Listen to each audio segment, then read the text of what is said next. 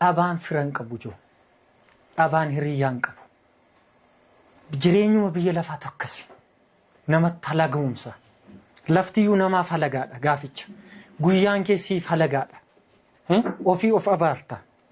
Ofii of wallaalta. Rakkinni of si wallaashisa. Kana hundumaa keessaa immoo falli Yesus Kristos bira jira. Ani kana hundumaa ba'aa kana hundumaa fe'een ba'aa maatii korra jiru. Maqaa maatii korra jiru. Maqaa narra jiru. Maqaa hundumaa nurra jiru fe'een deeme. Ani gara cheerchii araaraa jecha. Rakkina kana hundumaa gaarummaa miti kan ani qabadheen deeme jechaadha. Warri har'a ba'aan isaanii akka koo kana rakkinni ulfaate. Ani dhugaadha. Waan nan keessa kootti jechaa ture. Otoo harki kun citee gurguramee hidaa namarraa kaffala ta'e kutee gurguradhan. Jedheeraan. Maal taatoon akalaat godoloofaa ta'ee hidaan kun narraa bahee kiraanchii faatiinu taa'ee dhugaadhaan jedhee keessa kootti. Maaloo yaa Waaqayyo.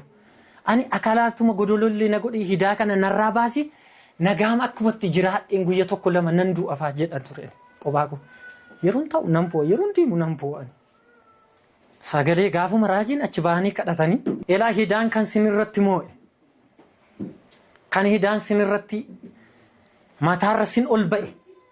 Hojiin kan sinitti cufame. Balbala kan cuftan. Karaa darbaa kan dhabdan. Maqaa Yesuusiin sinii banameera. Hidaan keessan sinirraa kaffalameera. Kan sitti cufame sirraa banameera.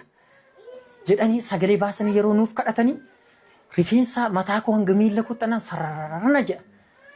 Isaayyaas 60:22 maatiin xinnaan baay'atee kumaatama ta'a. Inni hundumaarra gaddeebi'aanis sabaangoo qabeessa ta'a. Ani Waaqayyoodha yeroo isaatti kana hundumaa dafeen raawwadhaidha. Economically, spiritually, dachaa rakkinaa keessa kan jirtan. Boquun keessan cabee kan jiru. Gaara ulfinaatti ol sin baaseera. Gaara ulfinaatti ol sin baaseera. Humni liqii isin irratti kan moo'e kisaayaa jalatti kuftanii kan jirtan. Jalaa sin baaseera humna dhiiga Yesuusiiti. Jalaa sin baaseera humna dhiiga Yesuusiiti. Iddoo kaleessaatti deebi'ee sin argu dhiiga walichaatiin. Balbala jalloonni cufan balbala xibaabtuun sirratti cufte akka lammaffaa deebi'ee cufamneef baneera baneera baneera baneera baneera baneera. Waa'ee hidaafaa yeroo kadhatan jechaadha. Isa booddee ameen jedheen fudhanii amaneen. Maaliif Ibroonni boqonnaa 11 maal jedha seetan amantiin jedha. Waan abdatan akka waan argatanitti.